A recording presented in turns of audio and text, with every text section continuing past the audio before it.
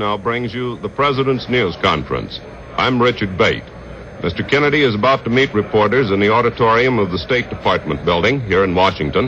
This is the 51st Presidential News Conference of Mr. Kennedy's term. His last meeting with reporters was here 2 weeks ago on Thursday, February 21st. The President is now entering the auditorium, followed by members of his news staff. Ladies and gentlemen, the President of the United States.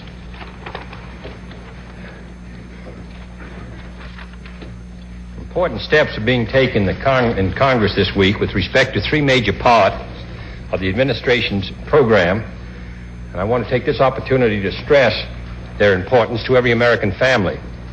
First, hearings are being completed in both houses on the Youth Employment Opportunities Bill, and I hope this measure can be enacted before the Easter recess. 1 million of our youth are out of school and out of work, creating an explosive social situation in nearly every community. This bill would put their hands to work and minds in our parks and forests, manning our hospitals and juvenile centers, and developing skills and work experience which will help them in later life.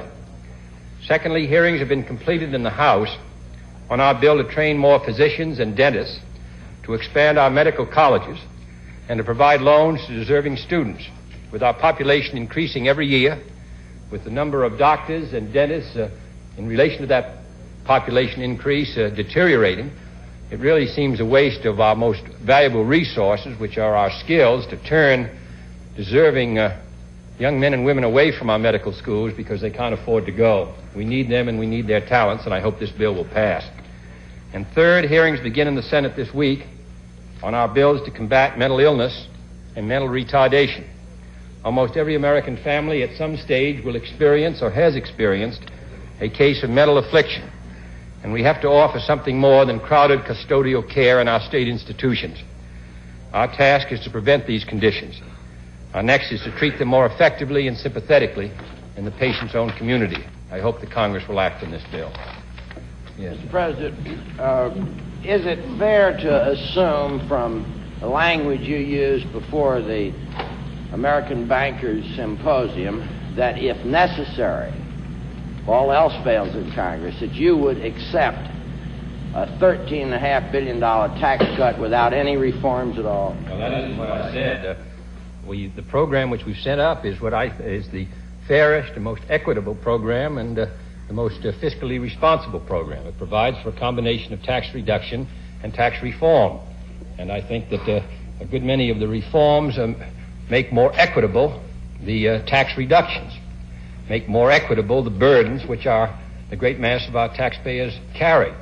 So that I think that the best program is the one we set up, which provides for $13.5 billion in tax reduction and $3.25 billion revenue in tax reform. I think that's the best combination. What we will do will depend, of course, on what kind of a bill the Congress enacts. But my judgment is that they will enact a tax reduction bill which will include important elements of the reforms that we set up. Yeah. President, yes. Republicans in Congress are saying they can cut your budget all the way from $5 billion to $15 billion. Do you think there is any room for substantial cuts in the budget? Well, the Congress can make a judgment on that, but I don't. I think we reduced the requests of the three services by $13 billion.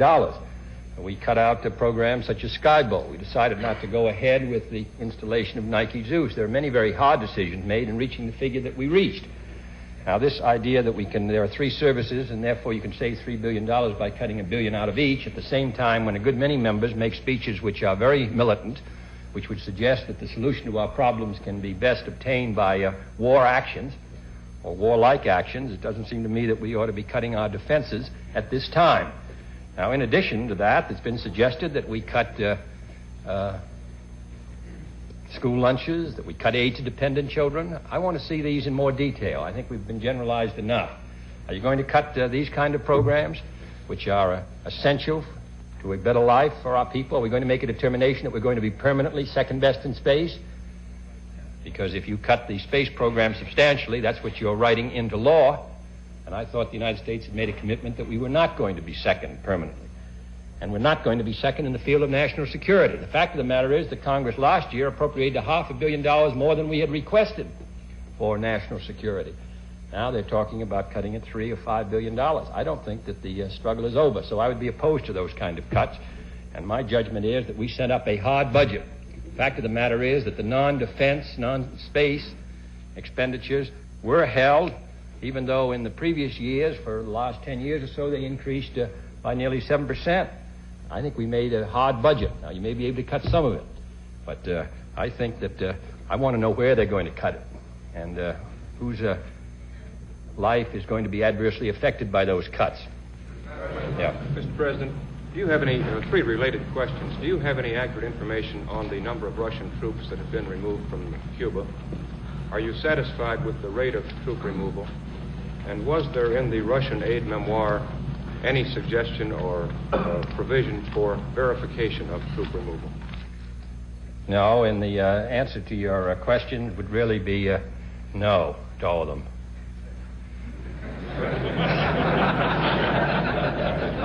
Mr. President,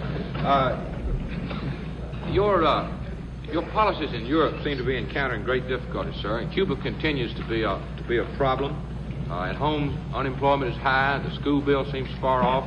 There seems to be some more concern in the country for the budget deficit than for the tax cut. In view of all these things, there's some impression and talk in town and in the country that your administration seems to have lost its momentum and to be slowing down and moving on to the defensive. I wonder if you could comment on this feeling.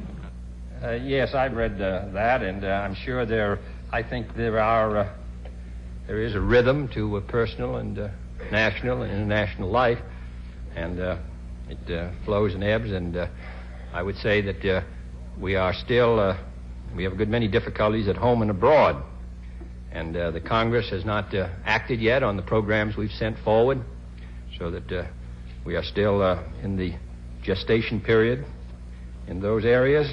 Some of our difficulties in Europe have come because the military threat to Europe is less than it's been in the past. In other words, whatever successes we may have had in reducing that military threat to Europe have brought with it in its wake other problems. And that's quite natural and inevitable. I prefer these problems to the other problems.